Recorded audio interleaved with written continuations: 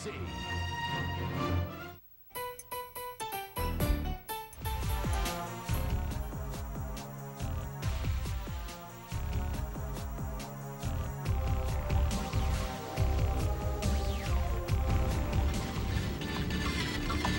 Sadyang nakakaalim talaga kung paano ginagawa ang mga animated movie. Parang magic, kaya naman marami ang gustong-gustong matuto nito. Para lalo natin maintindihan how animation works, let's watch this. Di na talaga makakaila na marami na ang nakakaalam tungkol sa animation. Animation, yan yung mga pagdalaw ng mga character, objects na ginagawa into video o kaya pwede siyang 2D na tinatawag na visual cartoon o kaya yung 3D ngayon na mga napapanood natin. Nagsimula ang paggawa ng animation noong 1890s at ang unang animated film ay ginawa ni Charles Emile Reynaud na siya ring inventor ng Praxinoscope, isang animation system using loops of 12 pictures. 3D animation is a step up from traditional animation. Traditional animation is yung nakasanayan na napapanood ng mga bata, yung mga Donald Duck, Mickey Mouse, Yogi Bear, hand-drawn. It's traditional. We call it traditional. Kasi hand-drawn siya. It was hand-drawn, hand-painted, and then yung camera niya is analog pa. Since nasa digital age na tayo, so nag-advance yung technology. So ngayon, hindi na dinodrawing per se ng hand. It is drawn inside the computer using a software. Tapos, doon na rin siya kinukulayan and pinapagalaw inside the computer. So, yun yung basically difference niya. The same principle is just another level. So yung mga usual na matagal nang napapanood natin na binibigay ng mga Walt Disney, yun yung mga 2D cartoon. Ngayon, yung mga 3D cartoon na napapanood natin, mga Finding Nemo, Monsters, Inc., yun yung mga 3D animation naman ngayon. It was on October 28, 1892, when Reynaud exhibited animations consisting of loops of about 500 frames using his theater optique system, similar in principle to a modern film projector. Animation was created for kids. Anybody who is interested in arts, whether yung drawing or kulay, meron siyang place waiting sa animation. Kasi animation naman hindi siya ginagawa ng isang tao. It's a pipeline.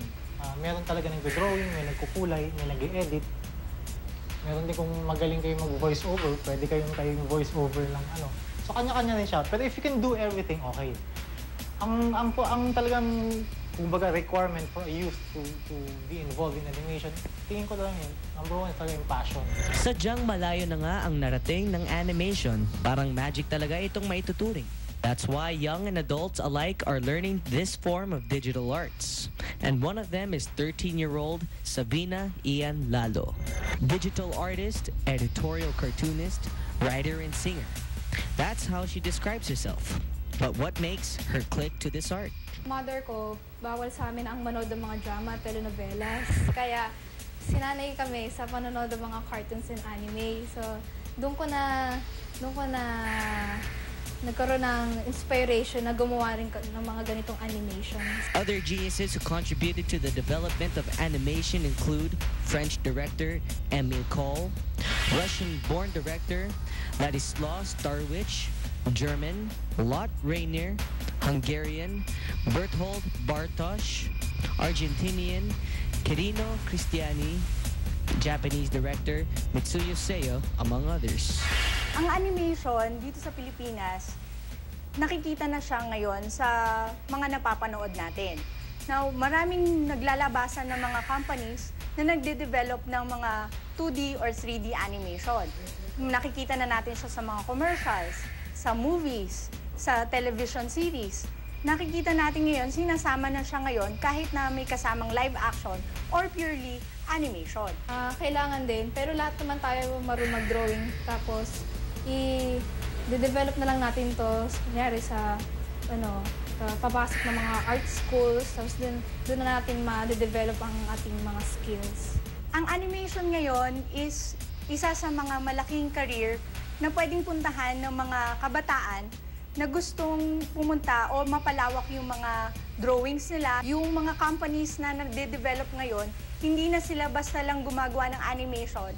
Some of them are actually doing yung mga animation na napapanood natin ngayon. But despite the fact that there were at least 8 animated films previously released, it was Snow White and the Seven Dwarfs, created by Walt Disney in 1937, that is often considered to be the first animated feature.